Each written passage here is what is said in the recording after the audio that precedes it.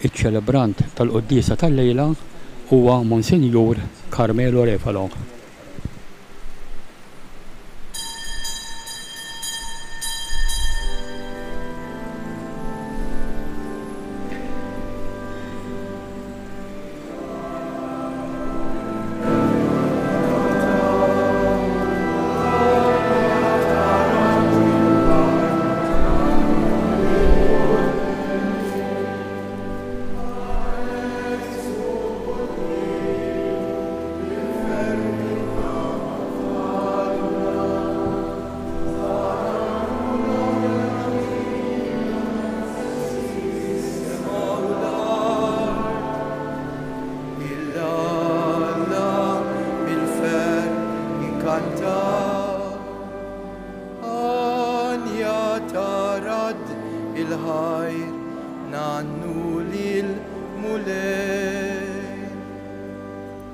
Fl-isem tal-Missieru tal-Iben u tal-Ispirtu Santu, il-grazzja ta' Sidna Ġesu Kristu l-imħabba ta' Alla l-għaqda fl-Ispirtu Santu ħatkun ma'kom il-kol. Nilqawkom l-żgħar u l-kbar, xi wħud minnkom li ġejtu anke mill-bogħod għal din il-quddiesa flimkien ma' dawk in-nies illi qegħdin isegwuna permezz tal-mezzi soċjali ta' dan is-santwarju. Ġesu illum se jsejħilna biex nistrieħu fih. Inserħu qalbna biss bih. Għax aħna nies imħabtin, xi kultant aljenati u frustrati, ejjew niġbru moħħna hekk f'dan il-mument u nagħtu bidu għal quddiesa billi nitolbu maħfra mid-dnubiet tagħna. Int salvazzjoni għal min jittama fik mulej ħnina. Inti tama għal min imut fidejk Kristu ħnina. Inti lena tal-qaddisin kollha mulej ħnina. Eħenna għalina Alla li jista' kollox jaħfrilna dnubietna u jwassalna fil-ħajja ta' dejjem. Flimkien glorja għal Alla fl-oli tas-smewiet, paċi fl-art il-bnedmin ta' rieda tajba, infaħruk, inberkuk, nadurawk, natuk ġieħ, irroddulek ħajr għal-glorja kbira tiegħek. Mulej Alla Sultan tas-sema, Alla Missier li tista' kollox, mulej Iben waħdini Ġesu Kristu, mulej Alla ħaruf talla bin il-Missier, int li tneħħi d-nubiet tad-dinja ħenna għalina. Int li tneħħi d-nubiet tad-dinja ilqa it-talb tagħna. Int li qiegħed fuq il-lemin tal-Missier ħen għalina għaliex inti waħdek qaddis, inti waħdek mulej, inti waħdek loli Ġesu Kristu mal-Ispirtu Santu fil-glorja tal-Missier Alla. Nitolbu ħenna għalina mulej għaddejja tiegħek, kollok tieba kaddar fuqna d-doni tal-grazzja biex nitħeġġu fil-fidi, fit-tama, fl-imħabba u nisru sal-aħħar fil-ħarsin tal-kmandamenti bibnek Ġesu Kristu Sidna li hu Alla u li miegħek jgħixu jsaltan flimkien mal-Ispirtu Santu għal dejjem ta' dejjem. Amen.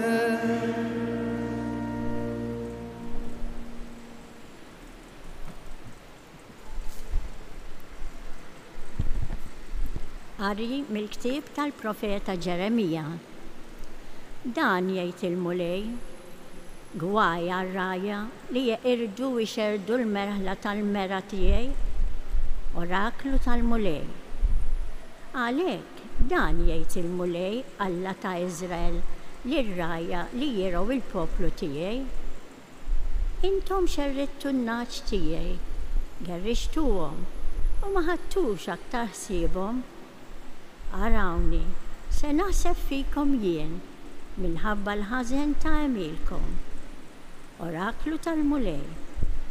U jien niġbor il-fdal tan-naċ tiegħi mill-artijiet kollha li xerritthom fihom u nreġġaħħom lura lejn il-mera tagħhom u jnislu u joqtru u nqiegħed fuqhom rajja li jirawhom. U ma jitbeżżewx aktar, ma jitwaħxux. U ħadd minnhom ma jonqos. Oraklu tal-Mulej. Araw, għad jasal żmien, oraklu tal-Mulej, meta nqajjem lil David rimja ġusta li jsaltan ta' sultan u jmexxi bil-għaqal u jagħmel is-sewwa u l-ħaq fil-pajjiż. Fi żmienu Ġuda jkun salf u Iżrael jgħammar fi żgur. U dan hu l-isem li jsejħulu il-Mulej is-sewwa tagħna. Il-kelma tal-Mulej. Salm responsorjali ngħidu flimkien. Il-Mulej u r-raj tiegħi xejn ma jonqosni. Il-Mulej u r-raj tiegħi xejn ma jonqosni. Il-Mulej u r-raj tiegħi xejn ma jonqosni. F'merħat kollha ħdura jqedni. Ħden l-ilma fejn nistrieħ joħodni. Hemm hu jrejjaqni. Ngħidu flimkien. Il-Mulej u r-raj tiegħi xejn ma jonqosni. Imexxini fit-triq tas-sewwa minħabba l-isem tiegħu. Imqar jekk nimxi fwiet mudlam ma nibżax mill-ħsara għax inti miegħi. Il-ħatar tiegħek u l-asluġ tiegħek huma jwensuni. Ngħidu flimkien. Il-Mulej u r-raj tiegħi xejn ma jonqosni. Int ħejji mejda għalija quddiem l-edewwa tiegħi. Biż-żejt tidlik li rasi u l-kalċi tiegħi tfawwarli. Ngħidu flimkien. Il-Mulej u r-raj tiegħi xejn ma jonqosni. Miegħi iva jimxu t-tieba u l-ħnina il-jiem kollha ta' ħajti. U nammar f'dar il-Mulej sakemm idum ħaj. Ngħidu flimkien. Il-Mulej.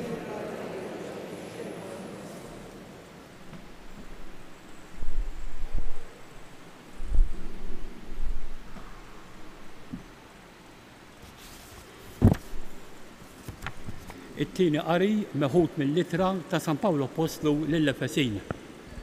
Ħuti, imma issa fi Kristu Ġesu, intom li darba kontu l-bogħod, issa tqarribtu bis-saħħa tad-demm ta' Kristu.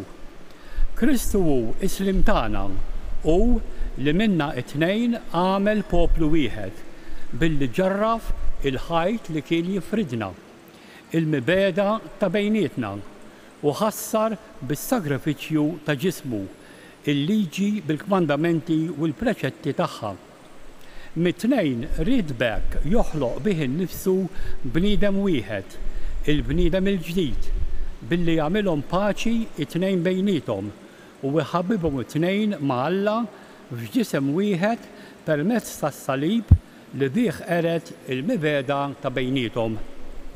Imbagħad ġie iħabbar is-sliem, slim lilkom li kontu fil-bogħod u slim lil dawk li kienu fil-qrib. Permezz tiegħu it-tnejn li aħna għandna spirtu wieħed idħul għalant il-missier, il-kelma tal-Mulej. Jekk joġobkom inqumu bil-wieqfa l-Evanġelju. Alleluja.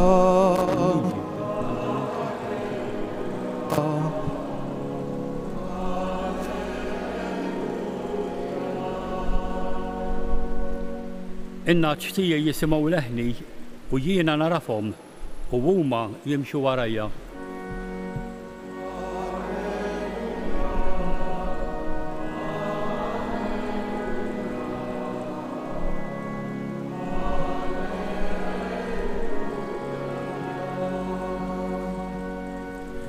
Il-Mulej ma'kom.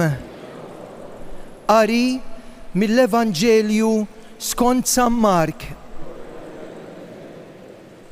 F'dak iż-żmien l-Appostli reġgħu ġew ħdejn Ġesu u qalulu kull ma kienu għamlu u għalmu. U qalilhom ejjew miegħi intom biss waħedkom f'xi post imwarrab u strieħu ftit għax tassew kien hemm ħafna nies ġejjin u sejrin u anqas żmien biex jieklu ma kienu iħallulhom. Marru mela bid-dgħajsa lejn post imwarrab, imma in-nies rawhom sejrin. Kienu ħafna dawk li jarfuhom u telqu jiġru lem bil-mixi. Nies mill-bliet kollha tant li waslu qabilhom. X'ħin niżel l-art ra kotla kbira ta' nies u tħassarhom għax kienu qishom ngħaġ li m'għandhomx raj u qabad jgħallimhom ħafna ħwejjeġ. Il-kelma tal-mulej tifħir lilek Kristu.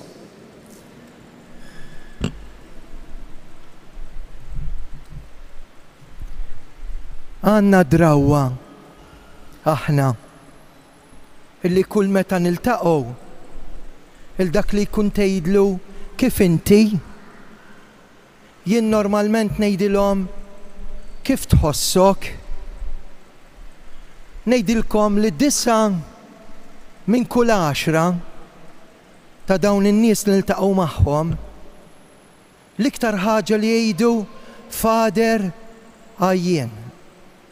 Stressjat, għajjenin, kemm inħossuna bla nifs. Kieku l-ġurnata kellha 36 sija flok 24, naħseb xorta ma nlaħqux. Għajjenin, bla nifs. Interessanti li l-Vanġelu tal-lum qasir. Ġesu li d-disċipli tiegħu jibgħathom jagħmlu t-tajjeb u jgħalmu. X'ħin jiġu lura l-Vanġelu tal-lum ma joqgħodx jgħidilhom kemm xogħol għamiltu, kemm production tellajna, kemm ġibna nies magħna, kemm irnexxielkom iżżuru bliet. Ġesu imur għal bżonn ta' dawn in-nies u taf x'jgħidilhom? Ejjew strieħu ftit. Issa attenti. Forsi aħna ma nimmaġinawx din hekk li Ġesu jgħid lilna ejjew strieħu ftit. Qed jgħid lil dawk li huma qrib tiegħu l-12. Il-mistrieħ ma' Ġesu ma jiġix mill-weekend break. Laqqas minn xi safra dawk jistgħu jkunu, però ma jtaffux u ma jsolvux dak il-mistrieħ kbir illi aħna għandna bżonn. Meta ngħidu il-kelmiet ejjew u strieħu ftit, mhux għajr il-mistrieħ tal-Bibja fejn Alla ra li dak li kien ħalaq għamlu sewwa u strieħ.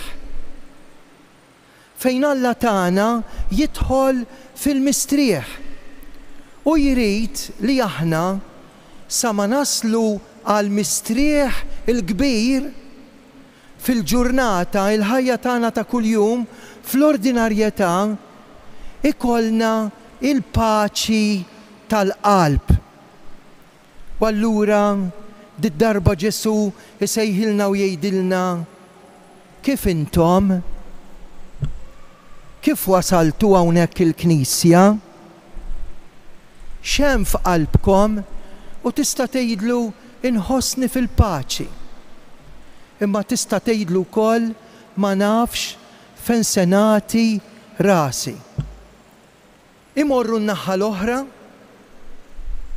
in-nies jindunaw li qasmu bid-dgħajsa u jmorru qabilhom. Araw il-bżonn tan-nies li jsibu l xi ħadd li jagħtihom il-mistrieħ.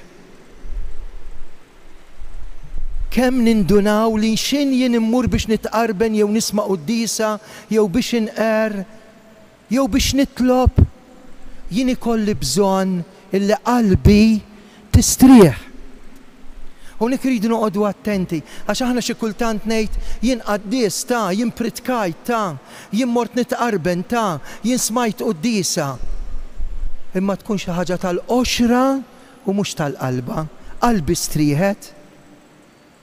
Il-mulej lili kellimni, mess li qalbi, mess li ħajti. L-mulej ħassejtu li mhux se jitlaqni waħdi imma qiegħed miegħi u minkejja li jkolli l-maltemp inħossni fil-paċi u l-mistrieħ.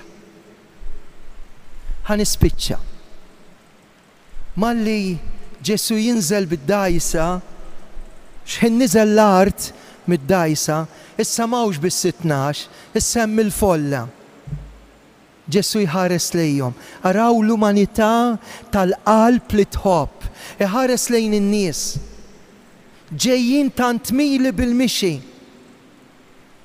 U jitħassarhom. Immaġinaw li l-Kristu jitħassar lilna. Jitħassarhom. Għax għal dawn ishom merħla naċ li m'għandhomx raj. M'għandhomx min imexxihom.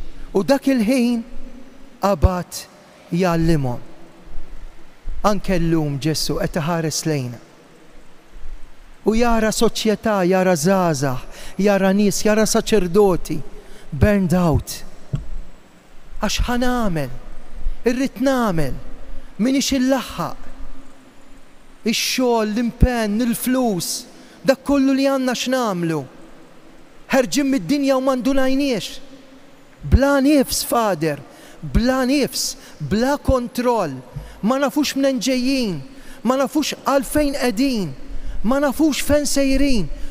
Frustrati. U Ġesu tiġi ħasra minna. Mhux għax maħniex nies impenjati, imma għax maħniex nies li straħajna fih, li sibna l-paċi fih. Ħafna nies jiġu hawnhekk tapinu, inklużi intom. U kull meta niġu tapinu, ma niġux għax waslitna l-karozza, jew għax qabadna l-vapur, jew għax ġejna b'tal-linja, jew bil-hop-on hop-off, hawnhekk iġġibna l-Madonna. U l-iktar kelma li jgħidu lin-nies, jekk qabel insaqsi kif tħossok għajjenin Fader, ma nistgħux inlaħqu Fader, ma tafx, bla nifs. Kif mortu tapinu? Hawnhekk insibu l-paċi. Hawn xi ħaġa li ma ssibix kullimkien. Ħdejn il-Madonna, qalbi, immint marida, immint irċevejt riżultat, immint għadek kemm tlift, immint għadek fil-vizzju, imma int hawnhekk hawn xi ħaġa. U nħossni fil-paċi. Ikun infaħħar Ġesu Kristu. Jiena nemmen falla wieħed, il-missier li jista' kollox. Ħala s-sema u l-art, dak kollu li jidher, dak li ma jidirx. Mulej wieħed Ġesu Kristu, ibn waħdini ta' Alla. Imnissel mill-missier qabel f'kull żmien. Alla minn Alla, dawl minn dawl.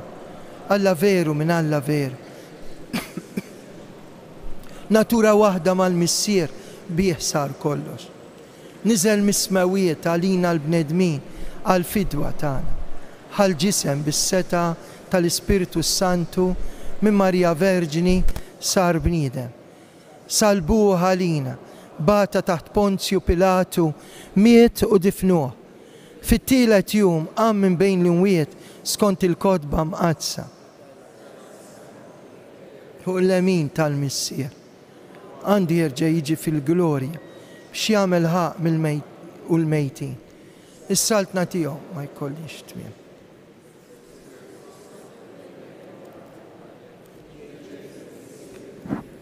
li jumu mweġġaħ fl-imkien mal-missier u mal-iben. Fi knisja waħda qaddisa kattolika apostolika istqar mamudija waħda. Istenna qawma mill-imwiet. Kemm sabiħa il-kelma li qed jgħidilna Ġesu. Qabel jgħidilna morru għamlu xi ħaġa, ejjew strieħu ftit. Ħallu qalbkom tistrieħ. Nitolbu għall-Knisja kollha, partikolarment il-missjonarji u s-saċerdoti, il-katekisti, biex fi Kristu isibu il-mistrieħ u s-serħan tal-qalb. Nitolbu qudiem dinja li ma tafx bis-serħan tal-paċi. U mhux li kien li jintlaħaq il-ftehim għal paċi fil-familji, fil-qlub u fejn hemm il-gwerra fid-dinja. Nitolbu smana. Nitlob għalikom, partikolarment intom l-adolescenti, il-familji, intom li ġejtu hawnhekk u ma qlajtux il-grazzja. Tolbu għal dawk in-nies li ġew jitolbu ġew jgħidu grazzi l-Madonna. Qed nitlob għal dik il-koppja li tilfu l xi ħadd għażiż. Tolbu b'suffraġġju tal-benefatturi ta' das-santwarju, Joseph Kurmi li miet traġikament, dawk in-nies dik it-tfajla, tant nies li ħarġu fuq riġlejhom mid-dar minħabba xi accident ma reġgħux lura. Hekk nitolbu għal familjari, tolbu għal dawn biex il-bambin jagħtihom il-mistrieħ. Għal dawk li ġew biex jippreżentaw tarbija għall-anzjani tagħna, il-morda tagħna, dawk li se jippritkaw. Għal Carmen u Bernard li qed jiċċelebraw l-anniversarju importanti ta' żwieġ. Tant saċerdoti Malta li għandhom l-anniversarju l-ġublew tad-deb. Għal kull wieħed u waħda minna nresqu t-talb tagħna minn idejn il-Madonna ta' Pino, anki għalik li qed tismani u tarana u taħseb li Alla nsik. Tolbu l-interċessjoni tal-Madonna u bil-qalb ngħidula Qaddisa Marija.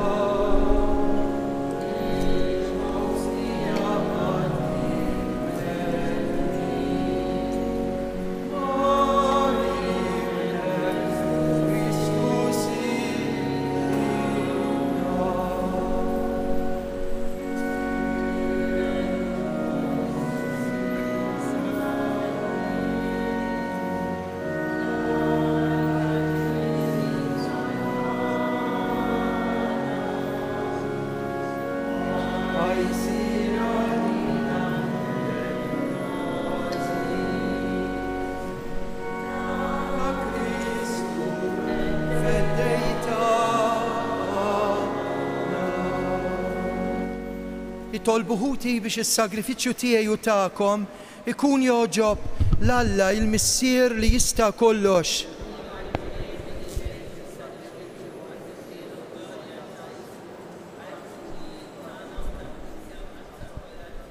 U Alla, inti ġbart is-sagrifiċċji tal-patt il-qadim f'sagrifiċċju wieħed tal-patt il-ġdid. Il-qada s-sagrifiċċju li qed nofrulek qazzu kif qaddis dak ta' qabel biex l-offerta li fġieħ il-kobor tiegħek saritlek minn kull wieħed u kull waħda minna tkun toġbok bi Kristus Sidna.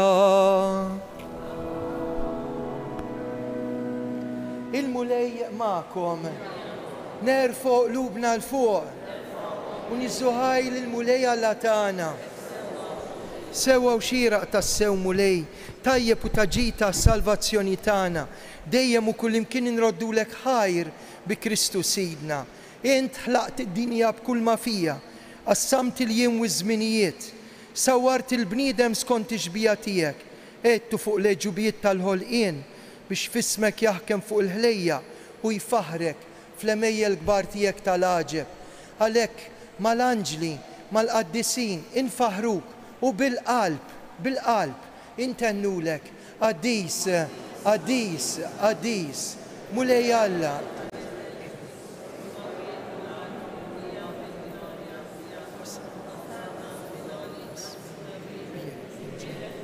Fissem il-mulej, Osanna fl-ol kasm.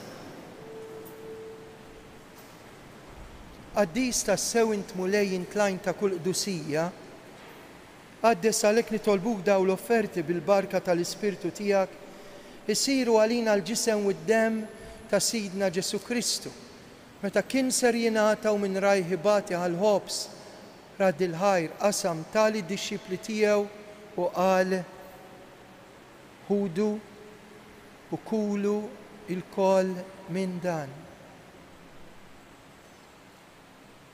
Għax dan huwa ġismi li jingħata għalikom.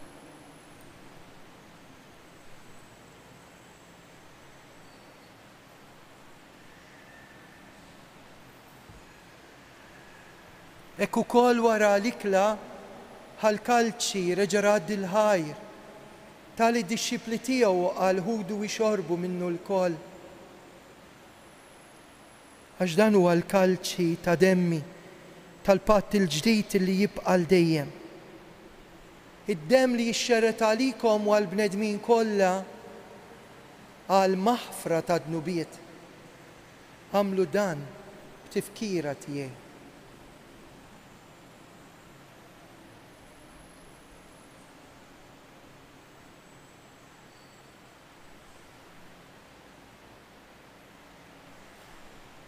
Dan hu il-misteru tal-fidi inħabbru l-mewt tiegħek mulej.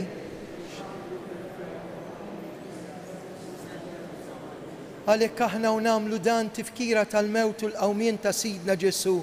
Nofrulek il-ħobs tal-ħajja, l-kalċi tas-salvazzjoni, irroddulek ħajr għax f'dan il-jum qaddis tiegħek li fih infakru r-rebħa fuq il-mewt u fuq id-dnub. Inti jogħġbok tilqana hawn qudiemek biex naqduk miċ-ċokontana qed nitolbu l-Ispirtu Santu jaqadna ġisem wieħed lilna li qed nieħdu sehem il-ġisem mid-dem ta' Kristu. Mulej ftakar fil-Knisja tiegħek imxerda mad-dinja kollha, wettaqa fl-imħabba flimkien mal-Papa Franġisku, l-isqof tagħna Anton u l-ministri tiegħek kollha. Ftakar fil-qaddejja tiegħek il-mejtin kollha. Daħħalhom quddiemek fid-dawl tas-sebħ tiegħek. Ħenna għalina il-koll nitolbuk. Għati lilna wkoll il-wirt tal-ħajja ta' dejjem mal-Verġni Mqazza u Alla Marija, San Giusepp, l-Apostli, San George Preka u l-qaddisin kollha li jgħixu fil-ħbiberija tiegħek sa mill-bidu tad-dinja. Għamel illi magħhom infaħruk u nsebħuk Ġesu Kristu ibnek. Bi Kristu ma' Kristu u fi Kristu jingħata lilek u Alla missier li tista' kollox. Flimkien ma' l-Ispirtu Santu kull ġieħ kull glorja għal dejjem ta' dejjem. Amen. Din ma tinxtarax bil-flus, laqqas tagħtiha d-dinja bl-affarijiet kollha tagħha. Nitolbuha lill-Alla x'aħna wliedu il-mistrieħ u l-paċi tal-qalb li jibdaw u ma jintemx sal-mistrieħ tagħna fih. Flimkien missierna.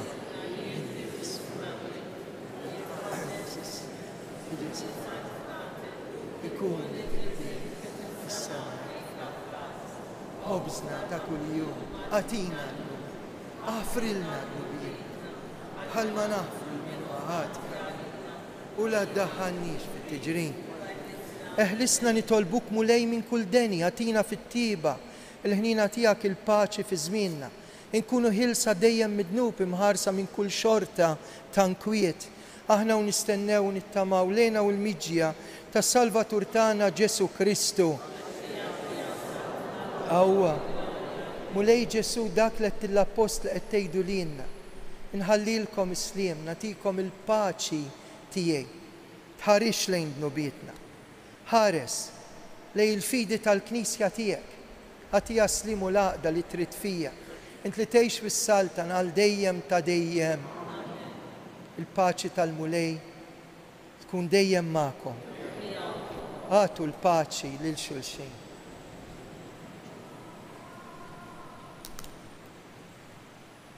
Ħaruf Talla li tneħħi d-nubiet tad-dinja, ħenna għalina. Ħaruf Talla li tneħħi d-nubiet tad-dinja, ħenna għalina. Ħaruf Talla li tneħħi d-nubiet tad-dinja. Dan hu l-ħaruf Talla. Dan hu li jneħħi d-nubiet tad-dinja. Ħenjin dawk li huma mistiedna għal din l-ikla tal-ħaruf mulej. Ma jistħoqlix tidħol taħt is-saqaf tiegħi. Ejt kelma waħda.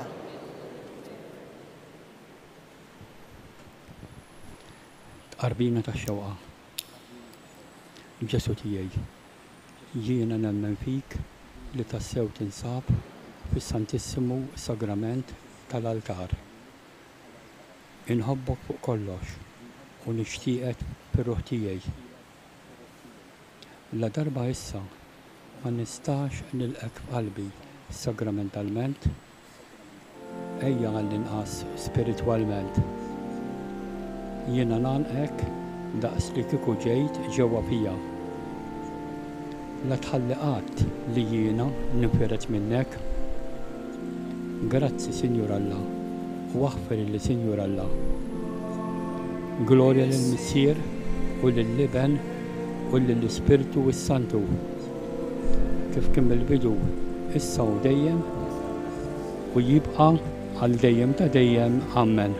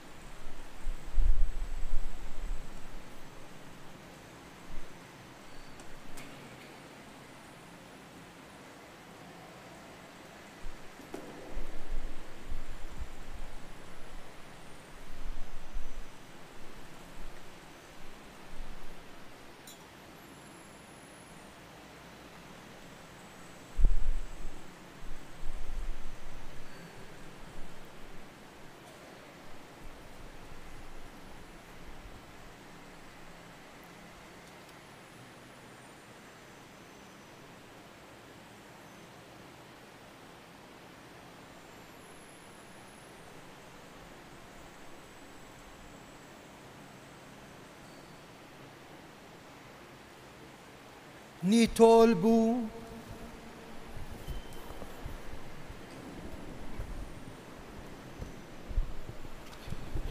tmajtna mulej b'dan is-sagrament imqaddes, bl-umiltà kollha nitolbuk biex b'dan is-sagrifiċċju li jibnek ordnalna nagħmluh tifkira tiegħu ikun jiswilna li nikbru fl-imħabba bi Kristu Sidna.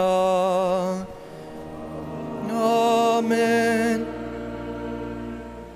Hekk infakkarkom li fl-aħħar tal-Quddisa għal min irid joqgħod se ngħidu 3 Ave Marijiet lil Madonna kif hawnhekk talbet l-istess Om tagħna Marija lil Karmela Grima.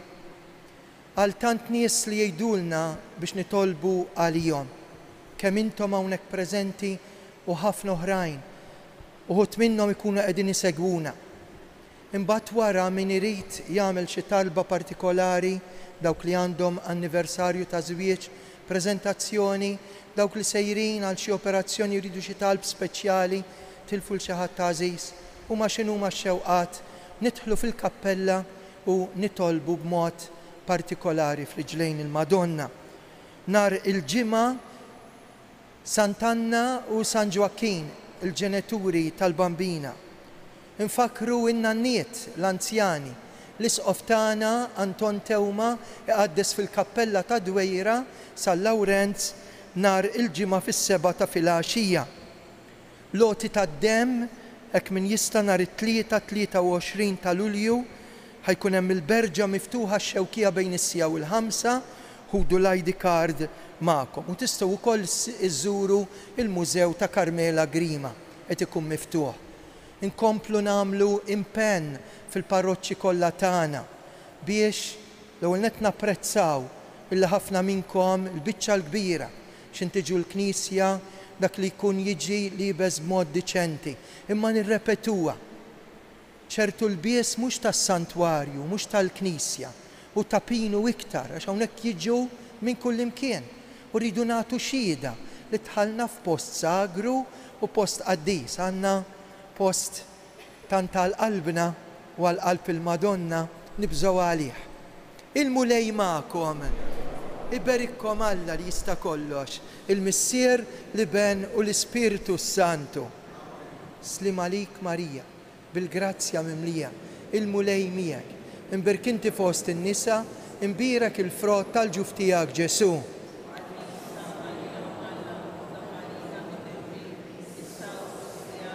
Slim għalik Marija, bil-grazzja mimlija l-mulej miegħek, imbirkinti fost in-nisa u imbierak il-frott tal-ġuf tiegħek Ġesu.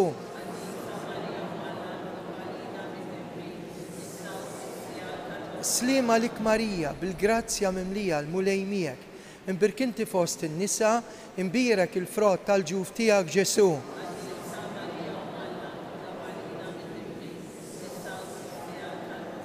Ejjew ngħidu ilha flimkien. Madonna ta' Pinu, Sultana tal-familja, ħarstek fuqna dejjem żomm. Morru fil-paċi ta' Kristu, roddu ħaj lill-Alla.